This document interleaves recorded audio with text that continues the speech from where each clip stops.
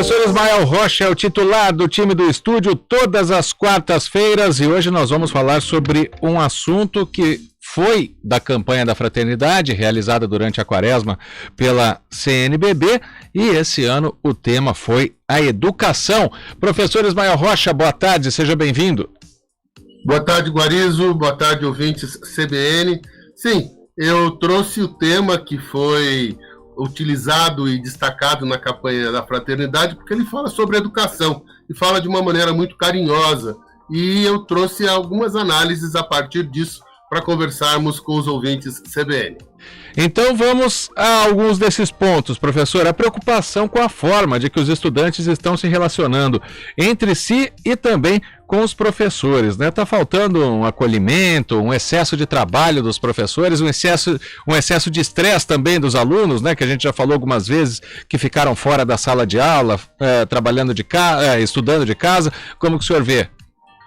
Pois é, quando a gente se fica frente a frente com um tema desse, que fala de carinho, fala de acolhimento, fala de cuidado, fala de atenção, a gente começa a perceber que isto é algo que não está existindo da maneira como deveria existir em sala de aula. Um dos motivos que efetivamente isso acontece é o distanciamento, né? Há um distanciamento, há um desalinho entre as expectativas dos professores e aquilo que os estudantes estão trazendo. Sem dúvida, um dos fatores que a gente tem que analisar é que os professores estão trabalhando demais, eles estão estressados. Muitas vezes a gente olha só para os estudantes e esquece de olhar para os professores, porque eles também vivenciaram um período difícil na pandemia. E muitos deles estão trabalhando até mais do que 40 horas semanais, o que é impossível de se pensar em termos de educação. Porque educação exige planejamento, exige cuidado, e o que a gente tem visto é professor correndo de uma escola para outra para poder cumprir sua carga horária, então fica difícil de exigir dos professores que efetivamente eles consigam se relacionar de uma maneira mais acolhedora com seus estudantes.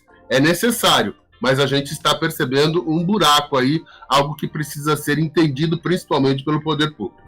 E o engraçado é que se fala de carga horária, né? Mas o professor, nessa carga horária que ele dá aula, ele não tem tempo de corrigir prova, de preparar a aula, ou seja, além de tudo, ele tem que trabalhar em casa, né?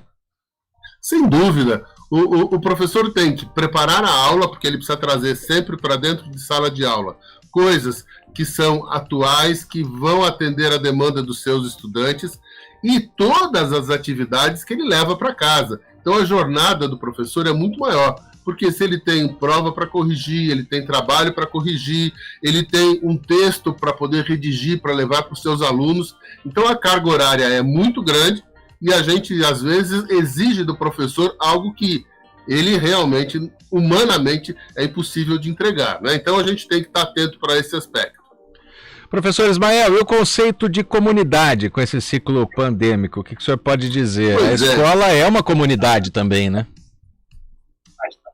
Sem dúvida, a escola é um espaço de aprendizado coletivo, onde cada um aprende o seu espaço, aprende a se relacionar e, principalmente, Guarizo, aprende a construir um processo de empatia, de resiliência, de cordialidade, de fraternidade, que são conceitos que são adquiridos, são conceitos que fazem parte de uma prática social deste grupo no qual nós estamos inseridos. Isto é uma formação do cidadão.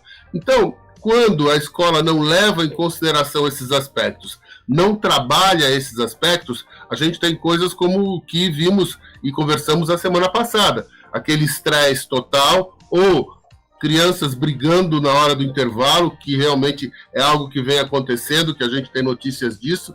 Por quê? Porque esse espaço de convivência, de comunidade, ele se esvazia no ciclo pandêmico. E a gente não está construindo novamente esse espaço, porque esta é uma ação forçada, ouvinte CBN. Não acontece por acaso, acontece porque existe um planejamento para acontecer. Então, esse espaço de comunidade, ele também se esvaziou, e isso tem causado problemas sérios nessa relação ensino-aprendizagem, professor-aluno, aluno-aluno. Professor Ismael, agora vamos ao slogan, né, que foi da campanha da Fraternidade.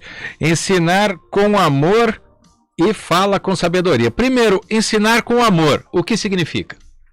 Primeira coisa, Guarizo, é se colocar no lugar do outro. A escola não está conseguindo fazer uma leitura correta dos seus alunos. Nosso processo educacional, Guarizo, ele é extremamente conteudista. O que é que significa isso? O modelo que nós trabalhamos é um modelo onde a gente leva os estudantes a que tenham uma quantidade muito grande de conteúdos na sua formação e os processos de avaliação cobram esses conteúdos. Então, qual é o rio tal, onde está a capital do estado tal, coisas que são muito...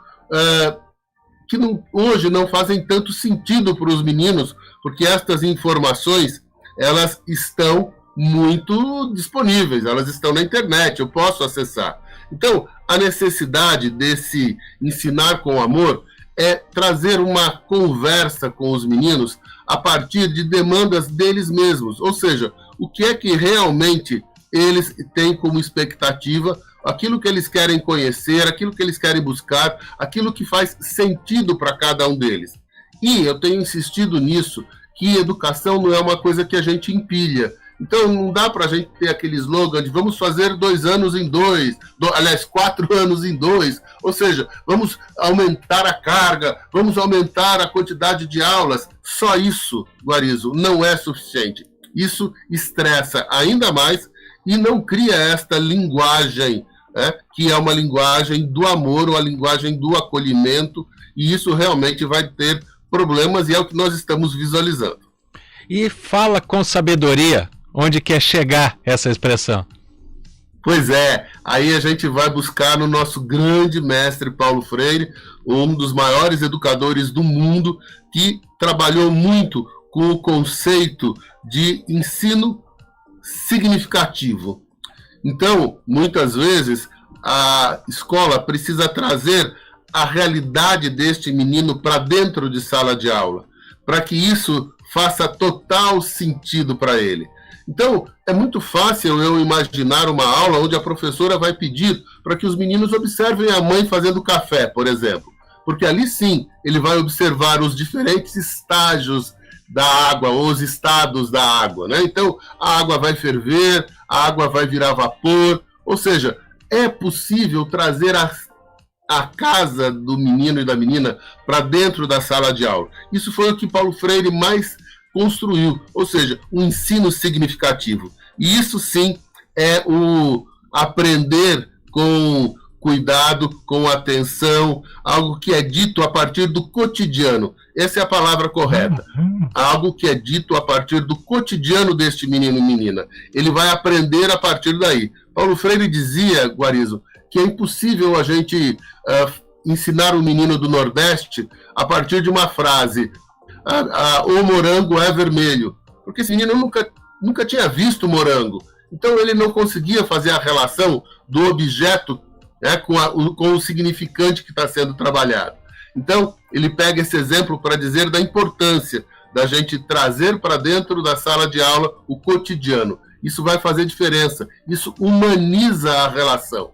Isso tira um pouco esse estresse que a gente está vivendo. Então, esse é um caminho que esta frase traz e é bastante importante que a gente observe. Para fechar, então, já está até dando um gancho pelo que o senhor disse. Os pais, eles participam mais ativamente do que pensam da educação dos filhos, então. Nossa, Guarizo, é importantíssimo o papel dos pais. É importantíssimo. Porque se a gente olhar a frase toda dessa campanha, né, que é o buscar um acolhimento, uma construção mais próximas com esses meninos, ou seja, falar com sabedoria e ensinar com amor, a gente percebe que isso precisa acontecer em casa primeiro. Os pais precisam dialogar, Guarizo, principalmente com os adolescentes. Os adolescentes, eles constroem uma capa protetora. E dentro desse espaço, eles estão presos nos seus celulares. E muitas vezes os pais não conseguem furar essa barreira que é construída. E essa é uma barreira normal que acontece com os adolescentes. É neste momento da vida em que eles se voltam para si mesmo, para chamar atenção, para criar os seus espaços, a delimitação dos seus espaços. Isso acontece nesse momento. E os pais precisam trazer coisas que eles possam dialogar com estes meninos, conversar com estes meninos. E conversar com amor, conversar com sabedoria, conversar não a partir daquilo que eu entendo como pai que seja importante, mas conversar principalmente sobre aquilo que este menino tem interesse, acha importante. Nós não estamos mais na frente da televisão, nós não estamos mais presos na televisão como acontecia há muito tempo atrás. Os meninos hoje estão presos nos seus celulares. O que é que esse menino está vendo? O que é que ele está assistindo? Será que é possível conversar com ele sobre isso? Será que é possível entender um pouco quais são as dores que esses meninos e meninas estão passando? Certamente que sim. E esse é o papel fundamental dos pais. Pode começar, Guarizo, falando sobre aquilo que ele aprendeu na escola. Esse talvez seja o primeiro passo. Fica aqui a dica para os pais. Hoje, quando seus filhos chegarem em casa, pergunte: o que é que você aprendeu? Me conte alguma coisa que você aprendeu.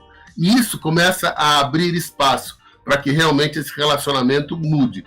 Nós estamos ainda muito estressados.